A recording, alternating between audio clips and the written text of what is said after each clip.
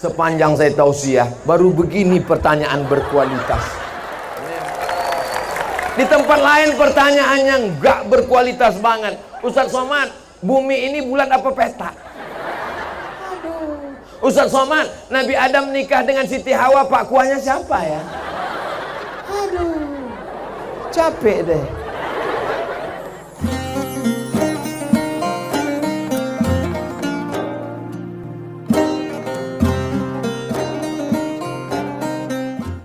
Saya lagi jomblo. Wow. Bagaimana konsep memilih pasangan hidup menurut syariat Islam? Yang pertama, kalau kamu laki-laki, lihat dulu wajah. Yakinkan dia perempuan. Soalnya sekarang banyak laki-laki mirip seperti, karena dia sudah dipermak ikut kontes lady boy. Wajahnya lady, kakinya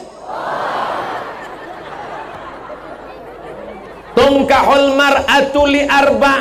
Perempuan dinikahi karena 4. Yang pertama lima liha, karena dia kaya. Kalau ada di sini perempuan, lihat cincinnya ada 1, yang ini cincinnya 3, pilih yang 3. Bukan kata saya, hadis mengatakan begitu. 5 liha. Yang kedua wali hasabiha, karena keturunan. Yang satu darahnya merah golongan A, yang satu darahnya biru. Pilih yang mana? Jangan yang biru, payah nyari donatur. Anak kiai, anak ulama, bangsawan. Tahu arti bangsawan? Bangsa yang hidup di. Yang ketiga wali jamaliha, karena cantik. Kalau dia minum kopi kelihatan mengalir. Itu makanya perempuan cantik disuruh pakai cadar. Supaya apa? Supaya supir angkot nggak tabrakan di pinggir jalan. Yang keempat, fazfar bidzatiddin. Lihatlah agama. Tapi jangan lupa, ada catatan di ujung. Fazfar bidzatiddin taribat yadaka. Kalau kau lihat agamanya, maka engkau akan selamat. Tiba-tiba datang mahasiswa menemui saya. Assalamualaikum Ustaz Somad. Waalaikumsalam. Kemarin Ustaz ceramah katanya kalau mau nikah cari 4, karena hartanya, karena keturunannya, karena nasabnya, karena cantiknya, karena agamanya. Betul. Tolong Ustaz carikan saya yang ada 4-4-nya. Kalau ada 4-4-nya, ngapain saya kasih ke kamu? Tolong nanti sebelum diupload yang bagian ini jangan diupload, dipotong, takutnya didengar orang rumah.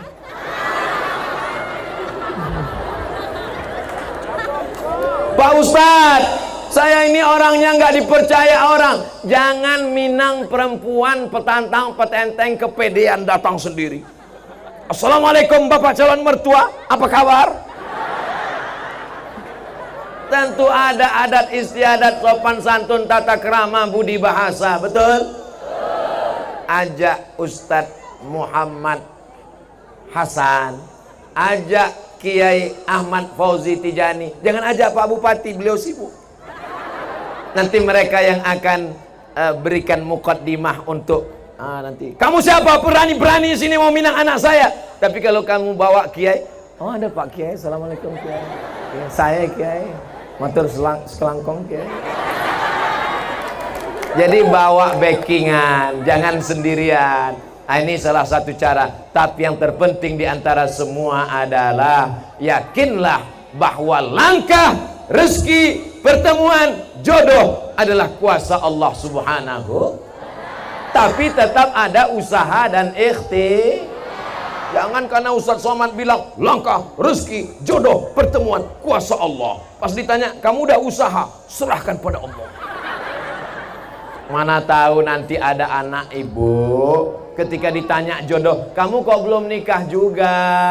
Katanya Ramadan, udah lewat 3 kali kok masih bangunnya pakai dibangunkan mercon.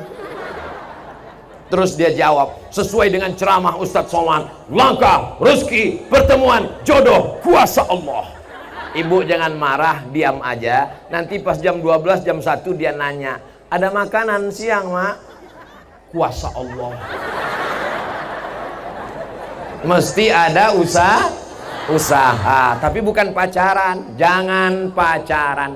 Adik-adikku, anak-anakku yang perempuan, aku memandang kalian bukan sebagai objek. Kalian adalah adikku, kalian adalah anakku. Jangan pacaran. Karena kalau nanti kalian dibawa pakai motor, ngebut, masuk angin, gembung, yang rugi laki-laki apa perempuan?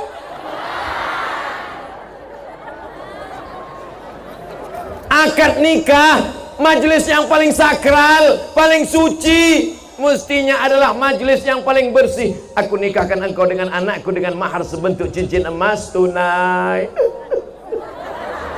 Haru orang tua. Sekarang banyak orang tua mengakadkan anaknya dalam keadaan marah. Aku nikahkan engkau dengan anakku. Habis akad ini jangan datang sekali lagi. Syukur kalau calon mertuamu petani. Syukur kalau calon mertuamu ustadz yang sabar. Bayangkan kalau calon mertuamu tentara. Sepatunya coba lihat. Tentara soleh naik ke karpet nggak pakai sepatu.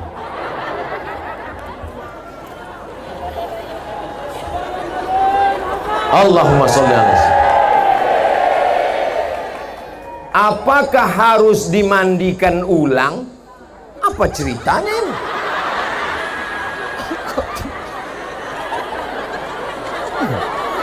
Di belakang nggak ada, kecuali ada tulisan. Di belakang tulisannya Yayasan Pesantren Darul Hasan 17 Mei 2022. Kenapa tiba-tiba ada mandi ulang? Orang meninggal untuk kedua kalinya di hari yang sama. Meninggal dia. Habis meninggal dimandikan.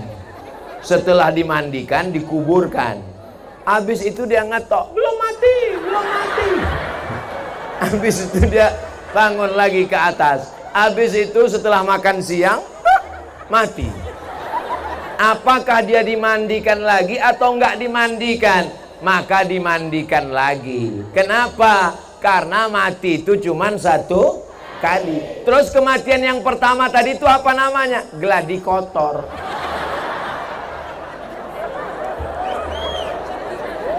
Kullu nafsin za'iqatul maut. Merasakan mati sekali. Lalu mati yang pertama tadi itu apa? Mati suri. Maka kalau ada orang meninggal, pastikan bahwa dia benar-benar mati. Keluar surat mati dari rumah sakit. Jangan sampai harta warisan dibagi udah pesta, kawan hidup lagi.